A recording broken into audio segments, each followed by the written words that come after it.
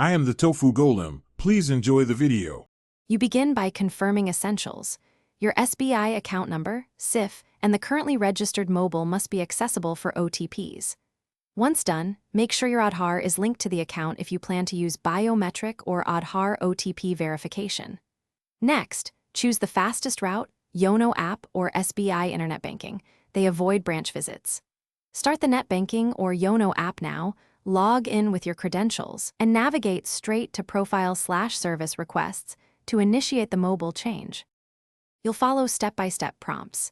In net banking, go to Profile, then Service Requests, and choose Mobile Number Change. In YONO, use Profile, then My Account. Enter the new mobile number and submit. The system often sends an OTP to your old number and then to the new one to verify ownership. If Aadhaar-based verification is chosen, you'll generate an Aadhaar OTP. If the app requires scanned documents, upload them now. Make sure each OTP is entered promptly to avoid timeouts and repeat attempts. You finish by confirming the change.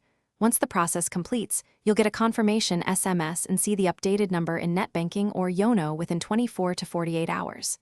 If OTPs fail, make sure you have network signal, clear app cache, or try another browser or device before retrying.